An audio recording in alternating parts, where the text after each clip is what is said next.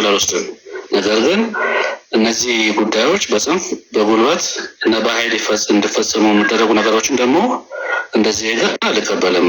የምቀበልበትም በቂ ምክንያት የለኝም። ነገ በጉልበትና በጽንፍ ቢወሰን እንደ ሌሎች ህጎች እንደ ህገ መንግስቱ እና ሌሎች ጉዳዮች ተቋሙ ተነስቶ ቁጭ ብለን ደግሞ ሌላ ጊዜ ወስደን እንድንወያይ ያደረገናል ብዬ ነው የማስበው።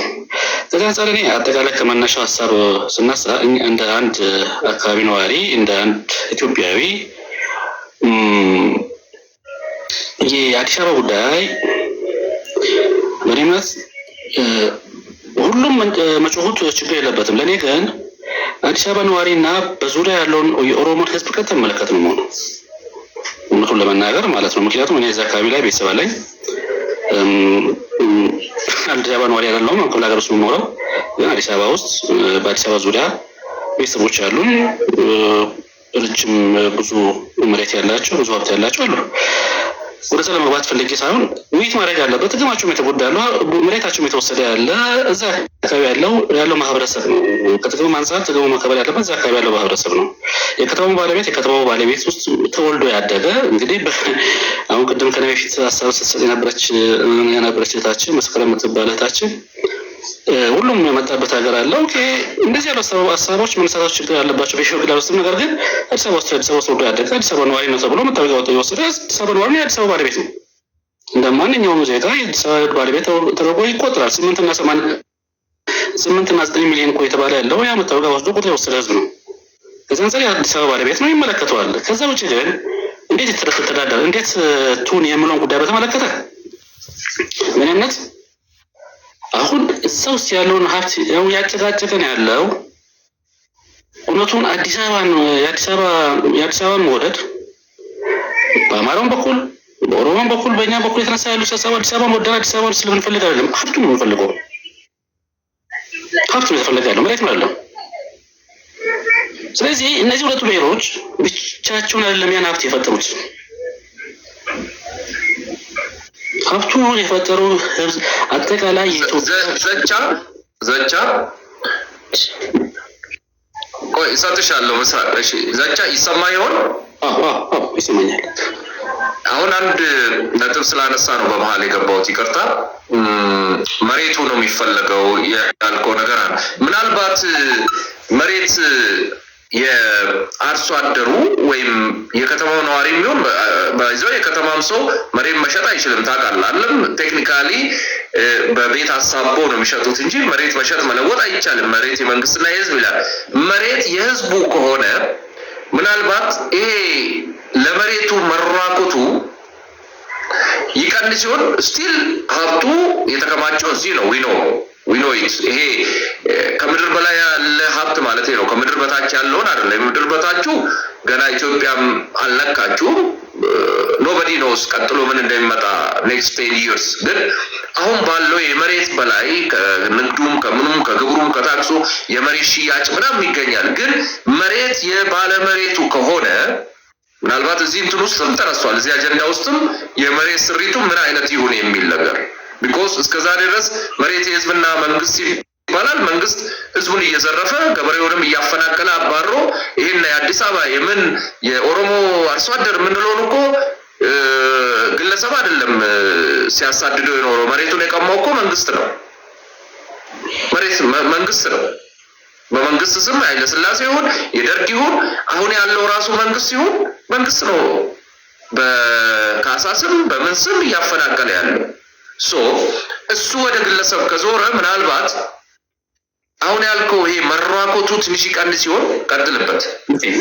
ሀሳቡን ይዣለሁኝ። ያው ወደዛ የመጣው ነበር ያው ስለገባብኝ ነው። የመሬቱን ጉዳይ እውነቱን ለመናገር ከመንግስቱ ስወጣም የመሬቱን አንቀጽ 40 ላይ በግልጽ የመሬት ጉዳይ የመንግስትና የህዝብ እንደሆነ በግልጽ ያስቀምጣል። 40 ላይ መሬቱን ማግኘት እንዴት እንደሚቻል በግልጽ ያስቀምጣል። ነገር ግን የከተማ መሬትን በተመለከተ በዝምታ ነው ያለፈው ህገ መንግስቱ። ማለት በተለያዩ መድረኮች ሰምተህ ሊሆን ይችላል። ከገጠር መሬት ውጭ የከተማ መሬት ላይ ህገ መንግስቱ በግልጽ የተጻፈ ነገር የለም። ነገር ከዛ ውጭ ግን በአዋጆች እና በተለያዩ ደንቦችና መመሪያዎች ነው የተሸፈነው በህገ መንግስቱ የተቀመጡ ድንጋጌዎች። አሁን በዚህ ላይ ተነስቶ ውይይት መደረጉ ችግር ያለበት ነው ብዬ በግል አልወስድም። በግል አልወስድም። ነገር ግን የአዲስ አበባ ጉዳይ የነዋሪዎቿና በዚህ ጉዳይ ጉዳት የደረሰባቸው የቱለማ ኦሮሞ በአካባቢ ያሉ ኦሮሞዎች የኔ ቤተሰቦች ጭምር መመለከት እንጂ ሌሎችን አይመለከትም የሚል ሀሳብ የለኝም። ወጥቶ ለመናገር መንግስት ከነዚህ ጋር መወያየት ያለበት የሚል እምነት አለኝ። መሬት የተዘረፈው ይሄ አካል ነው። መሬት የተወሰደበት ይሄ አካል ነው። ቅድሚያ ሁሉም በፍላጎት የፖለቲካ ፍላጎት ሳይሆን የተጎጂው ፍላጎት ምንድን ነው? የተጎጂው የመሬቱ ባለቤት ፍላጎት ምንድን ነው? የከተማ ነዋሪዎች ፍላጎት ምንድን ነው? የተጎጂውን ጉዳት በምን ልታካክስ ትችላለህ ተብሎ ሊጠይቅ ይገባ ነበር። ያም ሆነ ወደ ውይይት መገባቱ ችግር ያለበት አይደለም። ተወያይተህ ተነጋግረህ መፍታት ያለብን ነገር ትፈታለህ። ለሀገር የሚበጅ ነገር ጣል አድርገህ ትወጣለህ ማለት ነው። ከዛ ውጭ ግን አሁን ጦርነት ያስነሳ ያለው ኢኮኖሚ ነው። አዲስ አበባ ውስጥ ኢኮኖሚን ለመቆጣጠር የሚደረግ ሹክቻ በአክቲቪስትም በተለያዩ መንገዶች መንግስት አቅም እንዲያለ ያደረገ ያለ ጉዳይ ስለሆነ በሁለቱም ወገን አሁን ወንድሜ ቢጂ ቅድም ስታነሳ በአማራ በኩል አማራ ወግናለሁ የሚል አክቲቪስት የሚያነሱ ሰዎች አሉ። ኦሮምኛ በኩልም እኛም እንወግናለን የሚል ሰዎች የሚያነሱ ሀሳብ አለ። ዋናው ነገር ሀገራችን የሚያስቀጥል ሀሳብ ነው መነሳት ያለበት። ሀገራችን ኢትዮጵያን ሌሎች እንደምሉት አንዳንድ ኦሮሞዎች እንደምሉት አይደለም። ለኢትዮጵያ ደሙን የከፈለ ህዝብ ነው ኦሮሞ። አጥንቱን ያሰበረ ህዝብ ነው። የራስ ያቋም ነው። ይሄ አንዳንዴ ልክ ምንም ውስጥ ያልተሳተፍን ምንም ውስጥ ያልገባን ተደርገን ፖለቲከኞቻችን የራሳቸውን የፖለቲካ አቋም ለማካሄድ በማሰብ ለሀገር ግንባታ የከፈልነው ዋጋ አፈር ውስጥ ቀብሮብን እንቸገራለን አንዳንዴ። ከዚህ አንጻር መታረም ያለባቸው ነገሮች ከዚህ የኦሮሞ ህዝብ በሀገር ግንባታ ላይ የከፈለው አዲስ አበባ ብቻ አይደለም የከፈለው መስዋዕትነት በግልጽ መጻፍ አለበት። እኛ በአድዋ ዘመቻ ላይ ነበር። አድዋ ጥቁር ህዝቦች ታሪክ ተብሎ ሲመዘገብ የእኛም ታሪክ ነው። ጀነራሎቹ እኛ ነበርን። ነገር ግን ምን ውስጥም ያልተሳተፈ ተደርገን እንወስዳለን። ከተማ ግንባታ ላይ ከተማ አዲስ አበባን ባለን አቅም የገነባን እኛ ነን ከሌሎች ህዝቦች ጋር አንተም ጨምሮ የኔም ቤተሰቦች ማለት ነው አለንበት። ነገር ግን አንዳንዴ እኔ ፖለቲካ እንትን አይመቸኝም። ይሄ የብሔር ፖለቲካ አልወድም። ግልጽ ሞቶን ለማናገር የብሔር ፖለቲካ ከማይመቻቸው ሰዎች መካከል ላይ ኢንዲቪጁዋል የሆኑ ራይቱ ላይ ትኩረት የሚያደርግ ሰው ነኝ። ከዚህ አንጻር ኦሮሚያ የጥያቄ ማንሳቶች የኦሮሚያ ህዝብ እንደ መንግስት እንደ ህዝብ ጥያቄ ማንሳቶች ችግር አለበት ብዬ አልወስድም። ነገር ግን ቀጥታ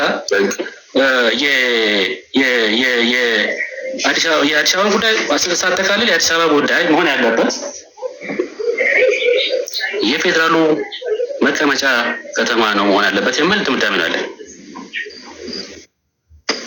ከተማ መሆን ያለበት የሚል ድምዳሜ ይሄ ለምንድን አብሮ ለምን ነው ከተማ ለመገንባት ትላልቅ ከተሞችን ኦሮሚያ ውስጥ ትላልቅ ቦታዎች ትላልቅ ከተሞችን ለመገንባት ትላልቅ መሰረተ ልማቶችን ለህዝቡ በቅርበት ለማድረስ ምንድነው ኦሮሚያ አዲስ አበባ ለኛ ማለት እኛ አዳማ የመሰረት ትልቅ ከተማ አለን። ጅማን የሚታክል ትልቅ ከተማ አለን። ነቀምትን የሚያክል ትልቅ ከተማ አለን። ይሄን ላይ እዚህ ላይ ትላልቅ ከተሞችን ገንብተን ለምንድነው ማናሳድገው?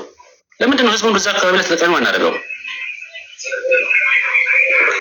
እንደዚህ ያሉ ደርቆ የተቀመጡ ፖለቲካዎች ዋጋ የሚያስከፍሉ ስለሆነ እዚህ አካባቢ ያሉ ነገሮች መታረም አለባቸው። ሌላው ከመሬት ጥያቄ ጋር አንፃር እኛ መሬት እንጠይቃለን። ትግራይ መሬት አለን እንዳለን አማራ ላይ እንደዚህ ነው እንደዚህ አልፈነው እስከ ቀይ ባህር እንጠይቃለን አይደል?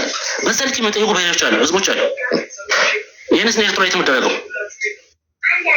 ጥያቄ ስላለብን እኛ ጋር ጥያቄ ስላለብን ብቻ ሌሎች ጋር ጥያቄ የለም ተብሎ መወሰድ የለበትም። ሌላው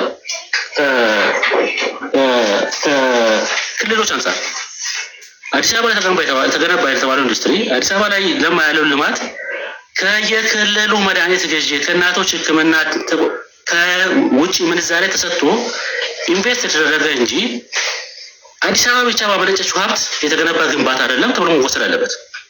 አዲስ አበባ ነዋሪ ብቻ የተገነባው ግንባታ አይደለም። ጅማ ያለ ነዋሪ ከመድኃኒቱ ተቆርሶ ከትምህርቱ ተቆርሶ ከሀገሪቱ ትሬጀሪ ዶላር አወጣ ለዚህ ባለሀብት ሰጥታ የተገነባ ፋብሪካ እንጂ ከአዲስ አበባ ብቻ የተገነባ ተደርጎ መወሰድ አለበት። ስለዚህ ጥያቄ ነው ጠይቀው ሁሉም ክልል ውስጥ ያሉ ህዝብ ይጠይቃል ይሄን ጥያቄ። አዲስ አበባ የሱ ማታ ለዚህ መልስ መቀመጥ አለበት። እኔ አሁን እኔ ባለሁበት አካባቢ አዲስ አበባ የኔ ናት ይላል ህዝቡ። ጥያቄው ትክክል ነው። ምክንያቱም ያ መሰረተ ልማት ሲሟላ ከራሱ ሀብት ነው። ነገ ዕዳ ሲመጣ ከፌዴራል ከውጭ ሀገራትም የተበደረው ብድር የራሱ ነው። የኢትዮጵያ ህዝብ ነው የተበደረው እንጂ መንግስት ኦሮሚያ እዛ ውስጥ ያለው ኦሮሞ እዛ ያለው አማራ አይደለም የተበደረው። የኢትዮጵያ ህዝብ ነው የተበደረው። ሲካፈል ለየግለሰብ ይደርሳል። እዚህ አንጻር በዚህ ልክ መታየት አለበት የሚል የግል እምነት አለኝ። ሲጠቃለል የአዲስ አበባ የፌዴራል ዋና ከተማ ሆና የኦሮሞን ህዝብ በማይጎዳ የኢትዮጵያን ህዝብ በማይጎዳ የኢትዮጵያን ህዝብ በሚያማክል ሁኔታ መገንባት አለበት።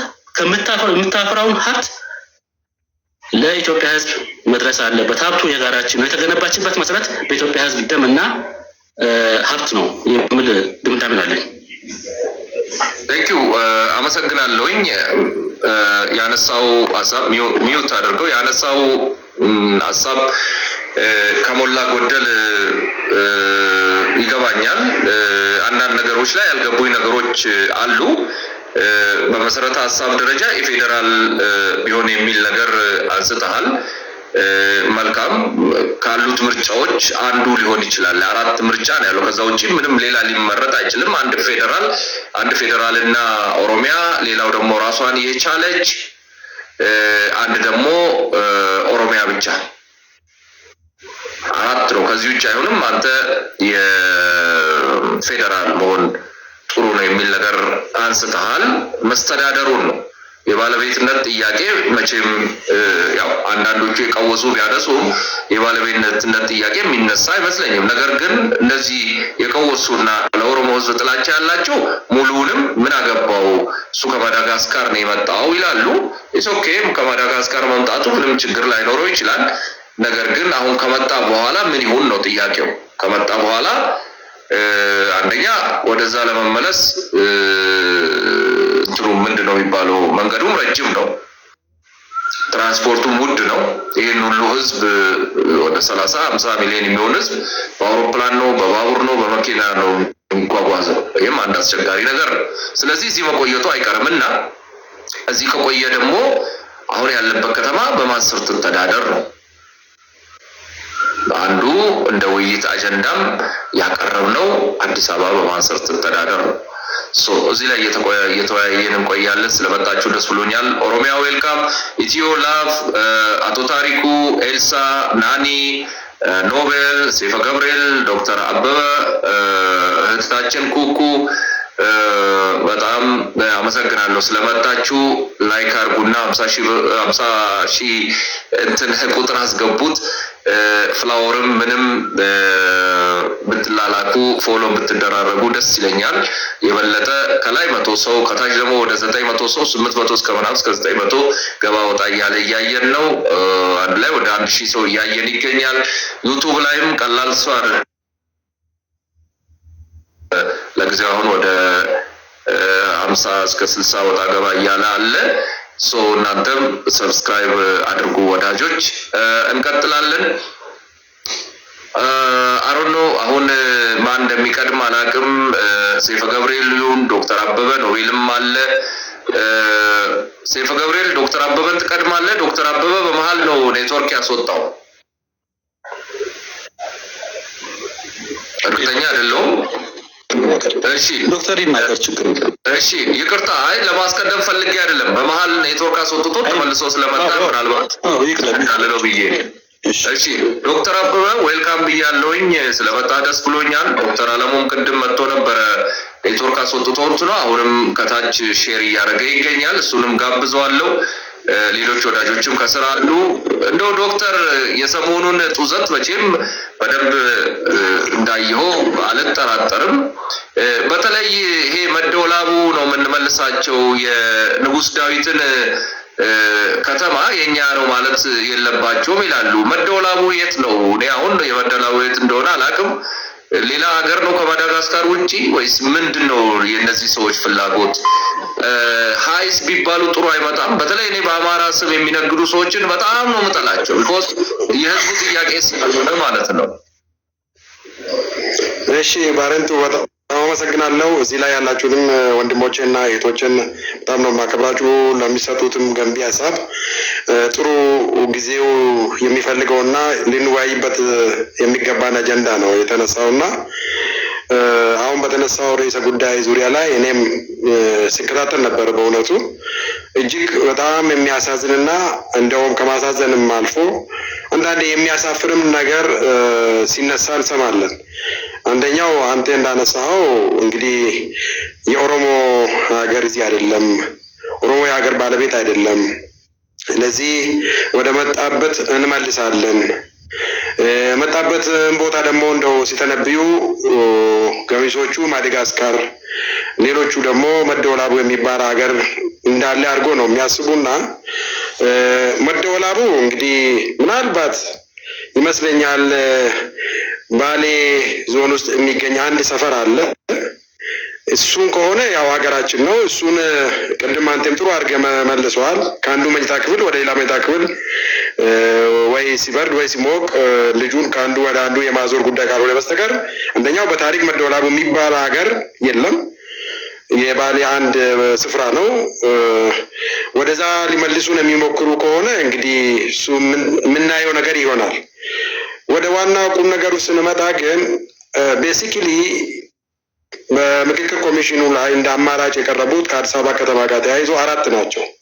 ከአራቱ የቱ ቢሆን ይሻላል ለሀገር መንግስት ግንባታው፣ ለሀገር ግንባታው፣ ለህብረ ብሔራዊ አንድነታችን መጠናከር የቱ ቢሆን መልካም ነው የሚለውን ነገር እንዲመክሩበት እንደ አማራጭ የቀረቡ 4 ናቸው። ከአራቱ 2 ወዲያው ውድቅ እንደተደረጉና በሁለቱ ዙሪያ ላይ የጦፈ ክርክር እንደነበረ ነው ከውጭ የምንሰማው።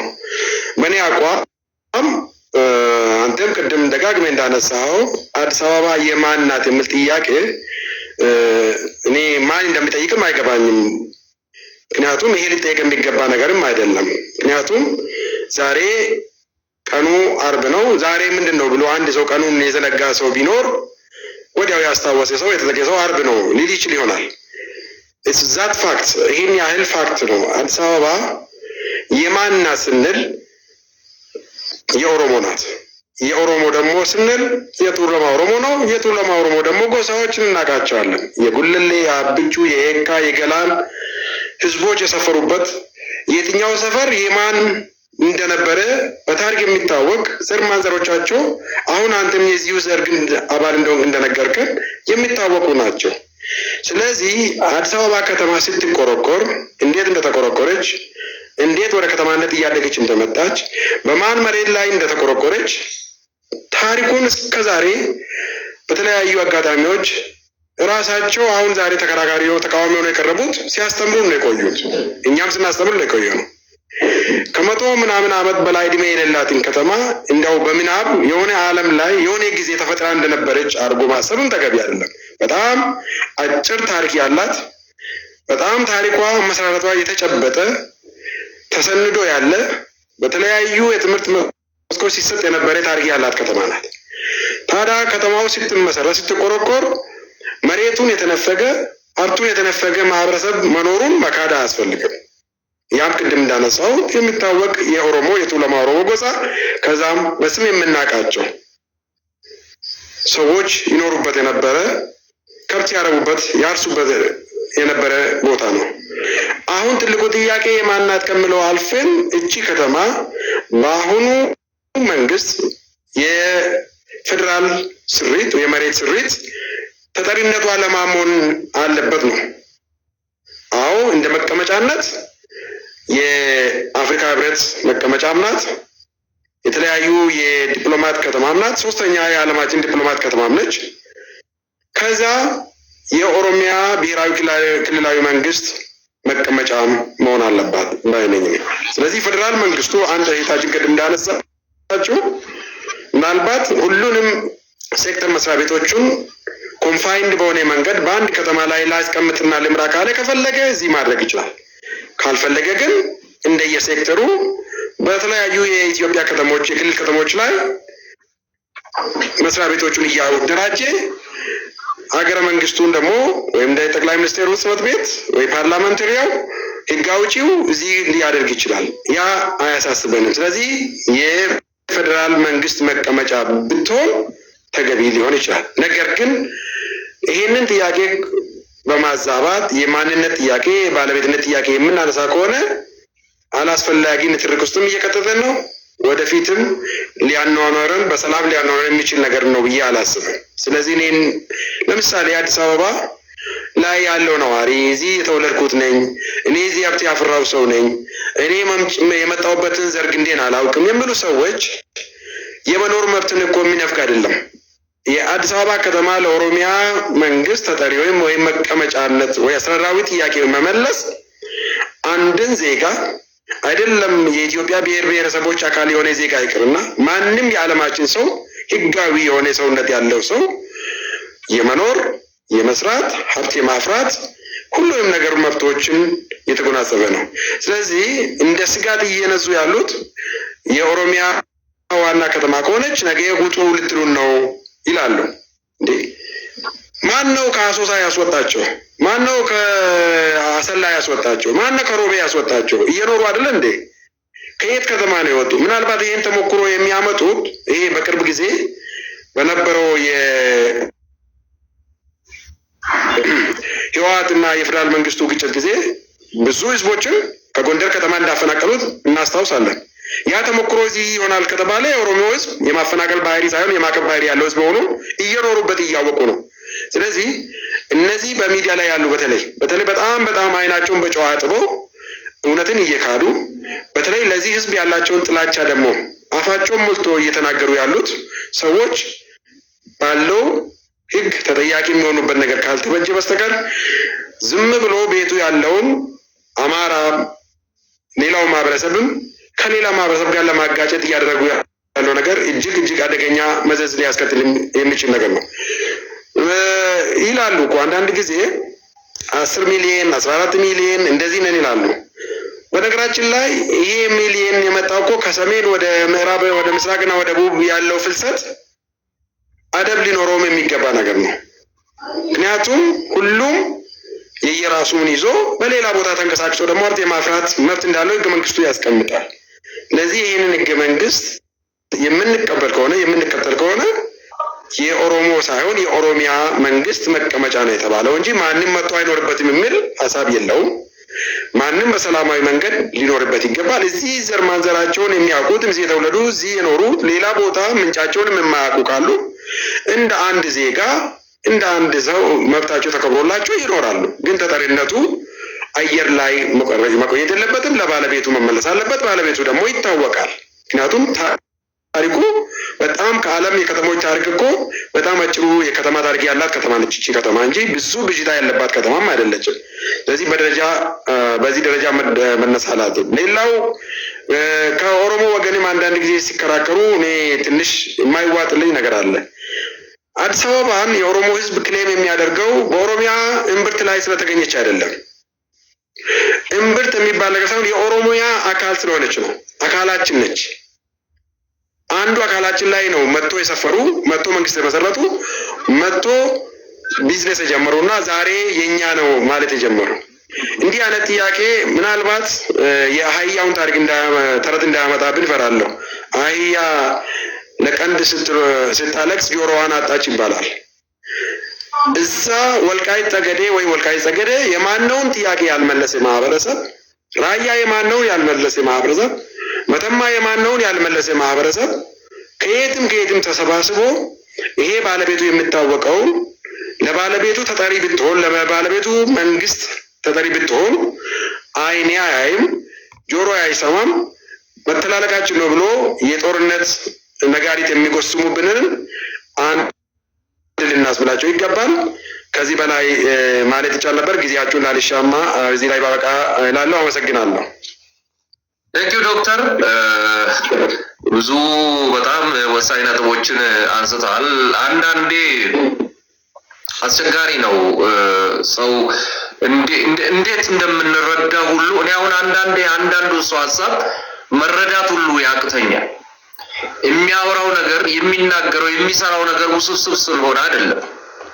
ፍላጎቱ ሁሉ የሚጠፋብኝ ሰው አለ። አሁን እዚህ ሶሻል ሚዲያ ላይ ስከታተለው ፖለቲከኛ ነኝ ይላል፣ ሚዲያ ሰው ነኝ ይላል፣ ጋዜጠኛ ነኝ ይላል። ከዛ ውስብስብ ይሆንብኛል። እኔ ምንድነው ፍላጎቱ? ምንድነው የሚያስበው? ምን ለማለት ፈልጎ ነው ብላችሁ ግራ የሚገባችሁ ሰዎች አሉ። ስታዩቸው ትልልቅ ሰዎች ናቸው። ተማርንም ይላሉ፣ አወቅንም ይላሉ፣ እኛንን የከሌ ብሔር ተቆርቋሪም ይላሉ። ነገር ግን ግልጽ ቁልጭ ያለ ነገር የላቸውም። በዚህ ስትመጡ ይሄኛ ነው ፍላጎታችን ይላሉ፣ በዚህ ሲመጡ ፍላጎታችን ይሄ ነው ይላሉ። ፍላጎታቸው ምን እንደሆነ ሁሉ አታውቁም። በዚህ የተነሳ በሆነ ህዝብ ስም ይነግዳሉ። ለህዝቡ መብት ተከራካሪ መስለው ህዝቡ ላይ መዓት እንዲመጣ ይሰራሉ። ለዚህ ነው ይሄንን አጀንዳ ዛሬ ይዤ የመጣሁት ወዳጆች።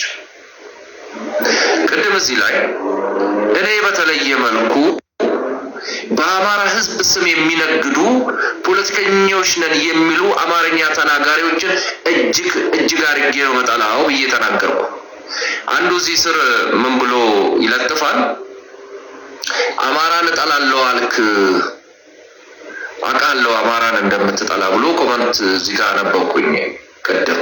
ልብ በሉ እንዴት ነገሮችን ወደሚፈልጉት ሽፍትን የሚያረጉ እንዲህ አለ እየሰማ የማይሰማ እያየ የማይ ደንቆሮ የበዛበት ዘመን ላይ ደርሰናል ወዳጆች። ትምህርቱ ተስፋፍቷል። ዛሬ ሶሻል ሚዲያ ሁሉ ትምህርት ነው። ድሮ ክላስ ውስጥ ገብተን በተርም የምንማረውን within a few hours or minutes ነገሮችን ኖቲፋይ እናደርጋለን፣ ነገሮችን አንደርስታንድ እናደርጋለን። አሁን ግን እዚህ ሶሻል ሚዲያ ላይ የተሰማራው የደነቆረና ሰው መልሶ ለማደንቆር የሚፈልግ ነው። ስለዚህ እኔ አሁንም ደግሜ የምለው በአማራ ስም አትነግዱ፣ የአማራ ህዝብ ጥያቄ ያልሆነውን ጥያቄ አታቅርቡ፣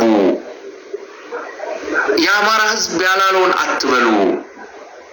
የአማራ ህዝብ ኦሮሞ ስደብልኝ ብሎ የላከው አክቲቪስት የለም፣ እርግጠኛ ነኝ። ፖለቲከኛም የለም ይወከለው ሂድና ኦሮሞ ስደብልኝ፣ ኦሮሞ ማዳጋስካር መደወላቡ አስገባልኝ ብሎ ይሁን አደራጅ ተሰብስቦ የወሰነ አማራ አለ እንዴ ወዳጆች? እነዚህም በአማራ ህዝብ የሚነግዱ በአማራ ህዝብ ስም ሌላውን ብሔር የሚሰዱትን ካላወገዝን ካልጠላናቸው ማንን ነው የምንጠላው? አማርኛ ስለሚናገሩ ብቻ ሳይሆን ለአማራ ህዝብ መብት ተቆርቋሪ ነን ብሎ ፊት ለፊት የሚናገሩ ምሳሌ 1001 ሰው መጥራት እንችላለን። ሌሎችም አሉ። በእርግጥ ብሔራቸው አማራ ላይሆን ይችላል እነዚህ ሰዎች። ታዲዮስ ታንቱን መውሰድ እንችላለን። ታዲዮስ ታንቱ ከአማራ ህዝብ ጋር የሱ ብሔር ያለበት ጎረቤት እንኳን አይደለም፣ ወይም ይሄ ወሰን እንኳን አይጋራም። ግን በአማራ ህዝብ ስም ሲነግድ ነበር።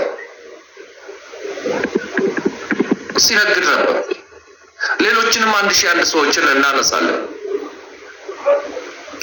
እነዚህ ሰዎች እናውግዝ ነው።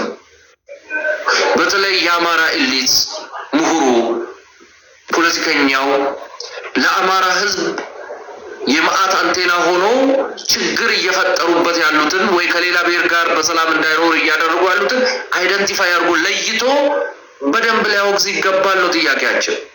ሀብታሙን አንድ ሰው ውሰዱ።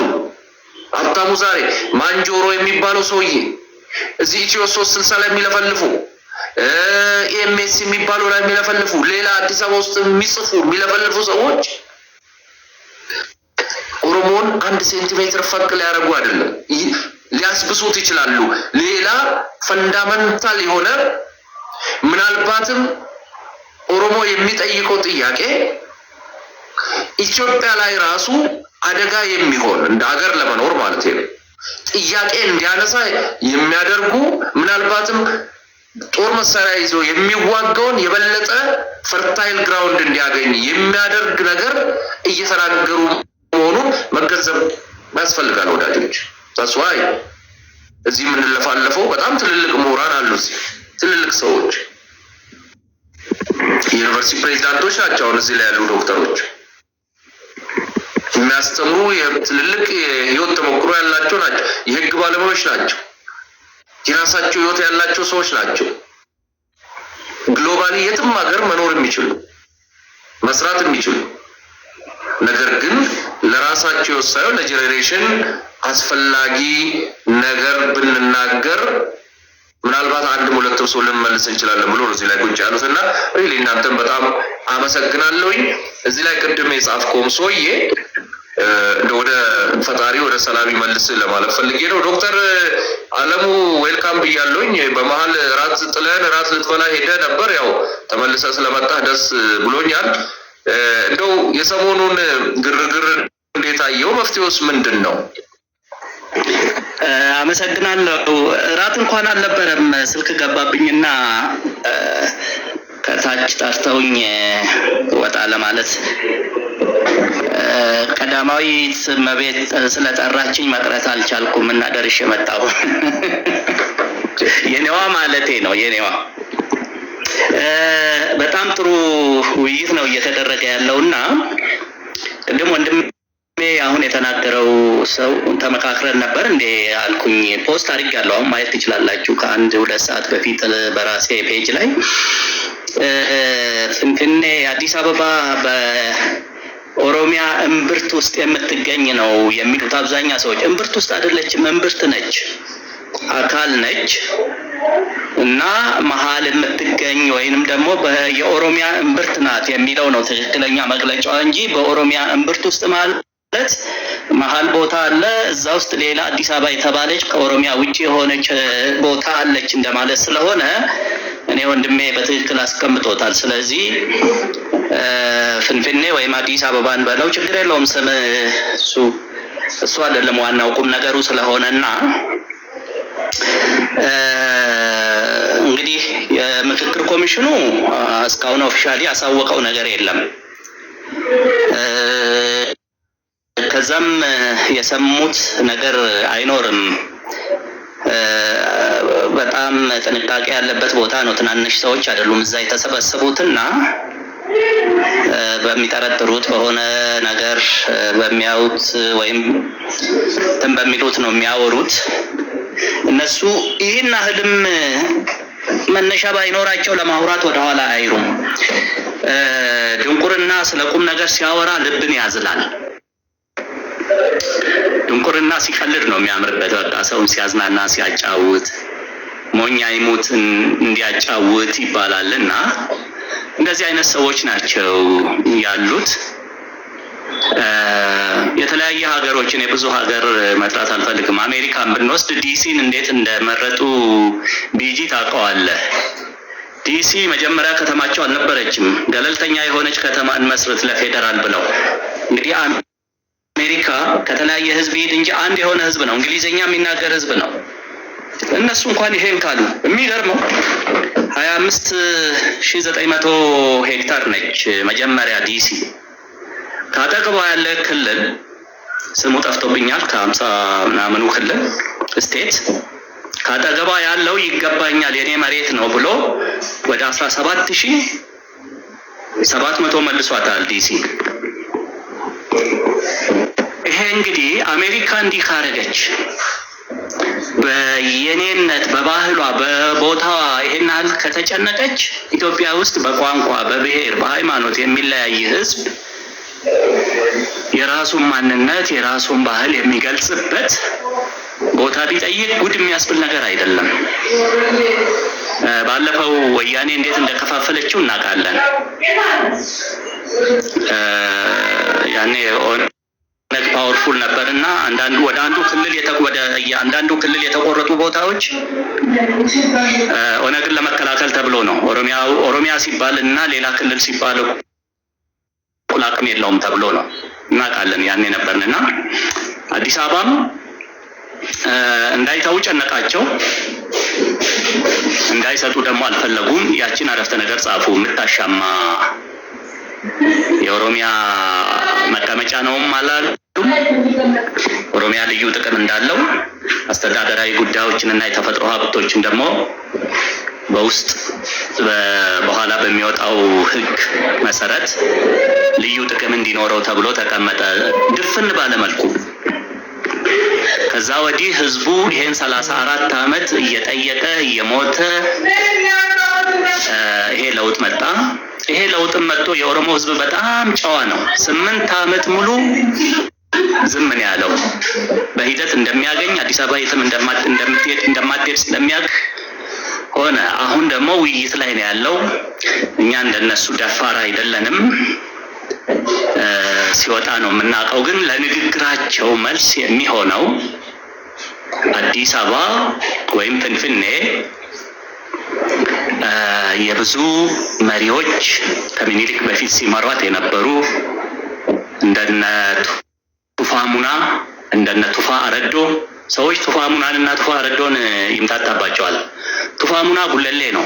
ፍንፍኔ የአብየ ቱፋ ሙና፣ ፍንፍኔ የቱፋ ሙና አገር ተብሎ ነው የሚጠራው።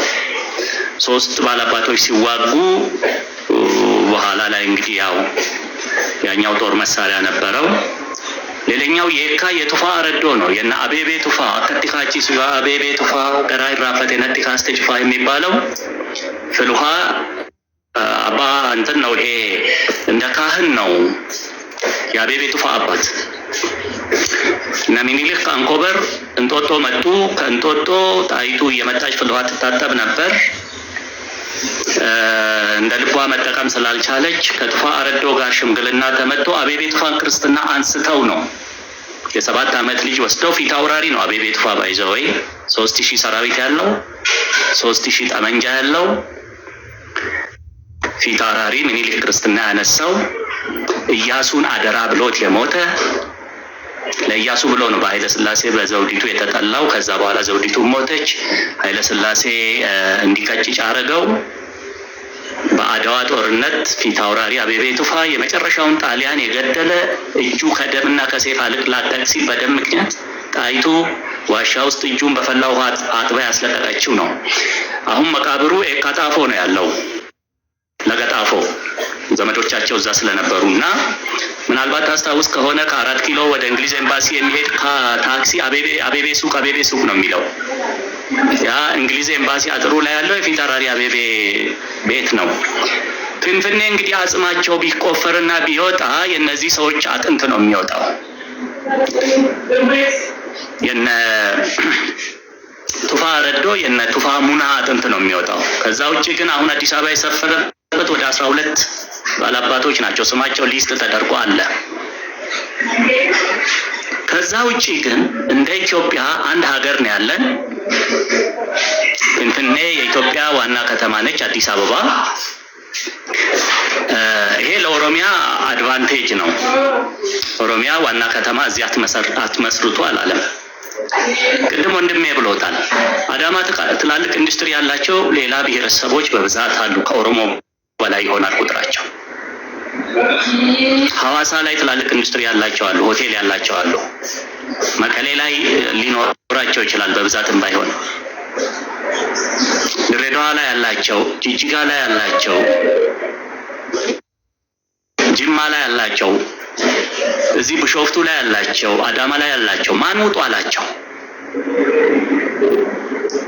ስለዚህ በእኛ ሀብት ነው የተሰራቸው አዲስ አበባ ካሉ ይሄ ሁሉ ከተማ በእኛ ሀብት ነው የተሰራ ብለው ኦሮሚያ በቃ የለም ድሬዳዋ የለም ለማለት ነው። ይሄ የሚቻል ነገር አይደለም። ለዛ ነው ሞኝ ወይንም ዶንቆሮ ሲያወራ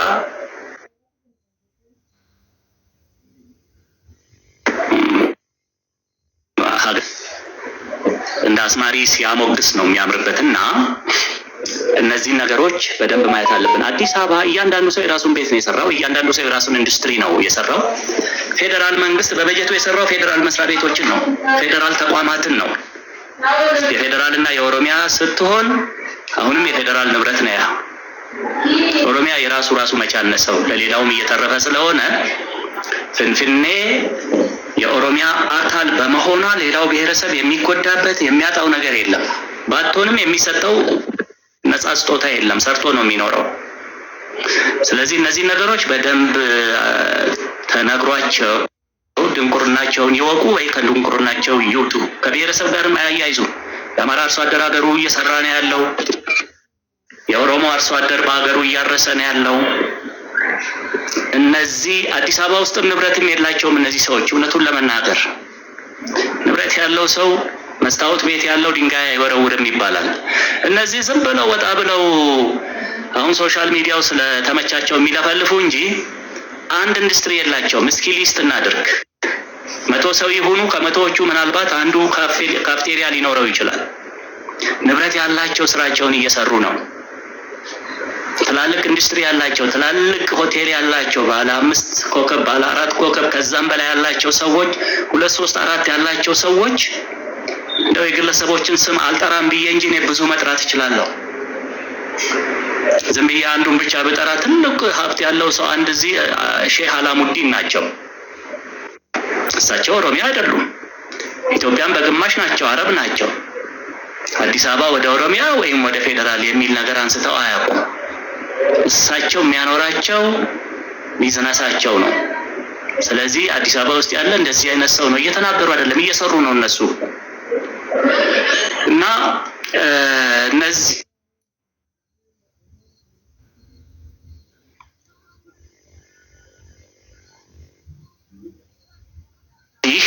ነው ኦሮሞ ህዝብ በታሪክ አጋጣሚ በጂኦግራፊ መሀል ላይ ሆኖ ነው የተፈጠረው። መሀል ላይ ሆኖ በመፈጠሩ ከኢትዮጵያ ህዝብ የተለየ ያገኘው ማቴሪያል ጥቅም የለውም።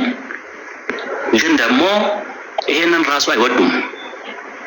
ከዚህ የተነሳ የሚሉትን ሲያጡ ከማዳጋስ መጣ ይላሉ። አንድ ትልቅ ሰው ነው። ማን ነው እሱ ብታስታውሰኝ?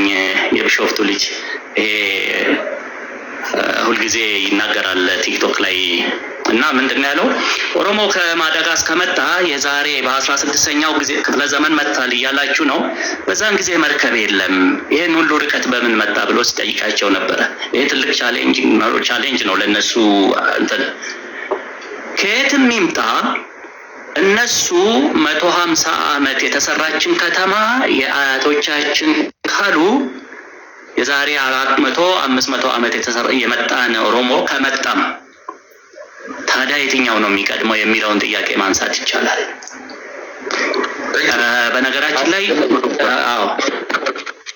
በነገራችን ላይ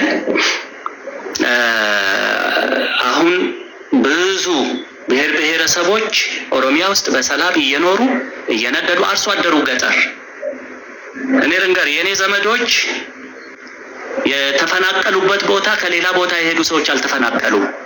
የኔ ዘመዶች የሆነ በስልጣን በምን ተብሎ ሸኔ ያፈናቅሏቸዋል። እነዛ ግን እርሻቸውን እያረሱ ነው። ግን ሌላ ብሔረሰብ ናቸው። ሌሎቹ አማራዎች ናቸው። አልተፈናቀሉም። እኔ እስከማውቀው ድረስ የተፈናቀለ ሰው ካለ ጽንፈኛ ፋኖ ነው። የሆነ ነገር ሲነሳበት አንዱን ይገላል። ከዛ በኋላ እንግዲህ ሰው ዝም አይለውም። ነፍስ ገሎ ነው። ከእያንዳንዱ ወረዳ ወጥተው ድሮ አዲስ አበባ ነበር የሚቀመጡት። አሁን አዲስ አበባ አይደለም። ወይ ወደ ደብረ ብርሃን ይሄዳሉ ወይ ወደ ባህር ዳር ይሄዳሉ። ለምን? ወደ ቦታ መመለስ አይችሉም። ነፍሰ ገዳዮች ናቸው። አዲስ አበባም ከተቀመጡ ይታያሉ። ስለዚህ ተፈናቀልን መመለስ አልቻልንም ይላሉ። የኔ ወረዳ ጥሪ አቅርቦላቸዋል። ተመለሱ፣ ቦታችሁ ላይ ሁኑና እርሻችሁን ረሱ። ግን ሁሉም ተመልሶ ሄዶ ነፍሰ ገዳዮቹ ተመልሰው አልሄዱም። ይሄን ያህል እንንገራችሁ ካልን ከዚህ በላይ ልናግራችሁ እንችላለን። እዚህ ቲክቶክ ላይ የመጣችሁ ሰራችሁ ከሆነ ቦታ ተፈናቀሉና ህዝብ አፈናቀለን አትበሉ። እያየን ነው፣ እናውቃለን፣ አብረን ነን ያለነው። ስለዚህ ኦሮሚያ አዲስ አበባ ምንጊዜም የኦሮሚያ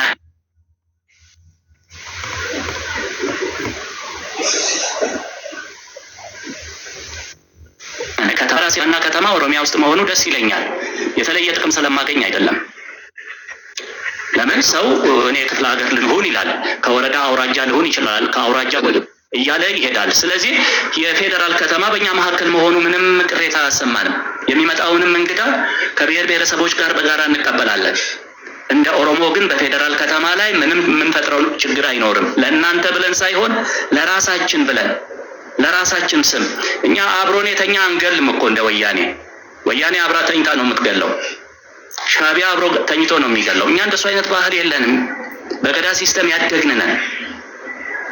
የገዳ ሲስተም ደግሞ ምን አይነት ስርዓት እንዳለው እሺ ማንበብ ያስፈልጋልና ስለዚህ አዲስ አበባ እናንተም አላችሁ አላላችሁ የኦሮሚያ አካል ነች። የኮሚሽኑ ደግሞ ምን ይዞ እንደሚመጣ አናውቅም። የኦሮሚያ መቀመጫና የፌደራል መቀመጫ ብትሆን የሚለወጥ ነገር አይኖርም። ምክንያቱም እያንዳንዱ ሰው የራሱ ንብረት አለው፣ የራሱ ኑሮ አለው፣ የራሱ ትዳር አለው። ማንም አይሰራለትም።